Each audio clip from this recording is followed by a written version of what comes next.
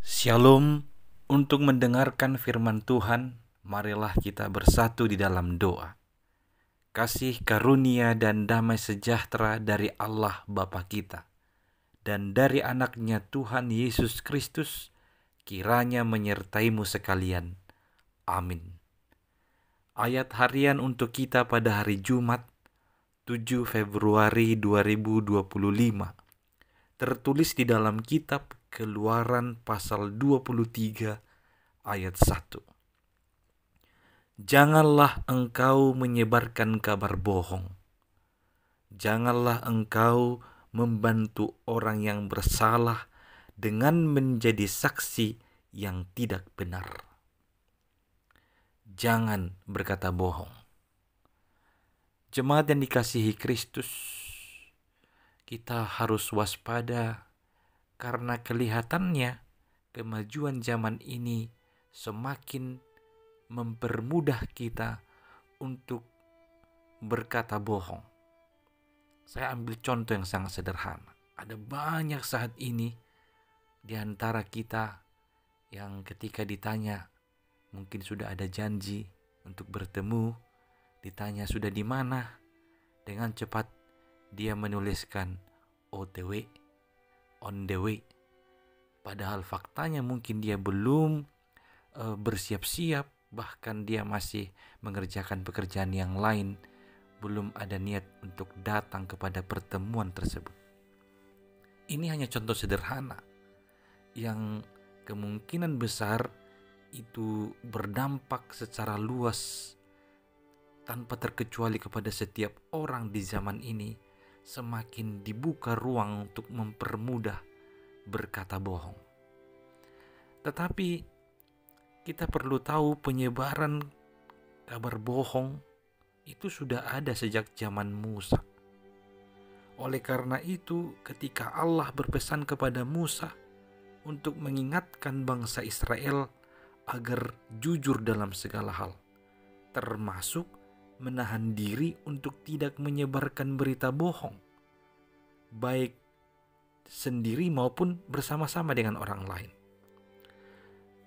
Maka tidak mengherankan jika di zaman modern, mulai dari anak-anak hingga orang dewasa, semua orang sudah memiliki perangkat yang terkoneksi internet dan dapat mengakses informasi dengan mudah. Namun sayangnya, banyak dari kita yang menyebarkannya langsung melalui akun media sosial pribadi tanpa memperhatikan kebenarannya. Sudah menjadi kebiasaan kita tidak lagi memperhatikan dengan cermat apakah berita yang kita baca atau yang kita tonton itu adalah berita yang asli, atau mungkin saja berita tersebut palsu dan menyebarkan berita itu tanpa terlebih dahulu cek dan recheck. Jemaat yang dikasihi Kristus, seiring dengan itulah secara hukum sudah diberlakukan Undang-Undang ITE, informasi elektronik, karena semakin banyaknya orang-orang yang tidak peduli atau yang dengan sembarangan menyebarkan kabar bohong, bahkan menjadi saksi yang tidak benar untuk membantu temannya yang bersalah.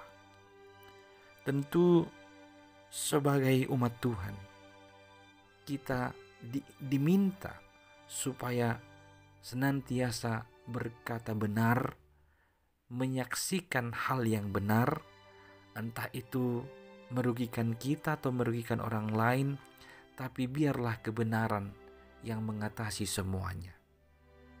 Dan marilah membiasakan diri untuk berkata benar, berkata jujur sesuai dengan kehendak Tuhan. Dan apa yang sedap didengar, yang menumbuhkan semangat, dan yang membuka wawasan orang lain, itulah yang kita sebar, itulah yang kita saksikan, sehingga dunia ini semakin aman dan semakin tentram. hiduplah berkata jujur dan benar sesuai dengan firman Tuhan hari ini.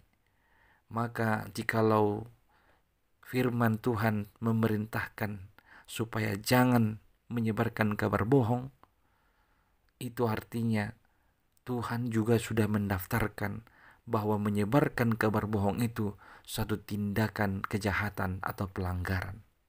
Oleh karena itu, marilah membiasakan diri untuk berkata benar, menyebarkan hal-hal yang benar, kabar yang baik dan kabar yang benar, dan marilah menjadi saksi yang benar, tidak menjadi saksi yang mau ditipu, mau menipu, hanya membantu orang lain atau teman kita yang bersalah.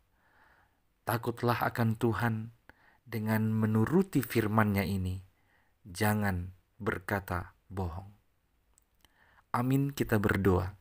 Ya Tuhan Allah, biarlah Roh Kudus-Mu yang menuntun hati, pikiran, serta mulut kami, sehingga kami menjadi orang-orang yang dapat Kau pakai menyebarkan kabar yang benar dan yang baik, yang meneguhkan, dan yang menunjang pertumbuhan kebaikan orang di sekeliling kami. Jauhkan kami dari sikap berkata atau menyebarkan kabar bohong dan menjadi saksi yang tidak benar untuk membantu orang yang salah. Biarlah kami dengan rasa takut dan taat senantiasa mengingat firman-Mu ini dalam kehidupan kami sehari-hari. Hanya dalam Yesus Kristus kami berdoa. Amin.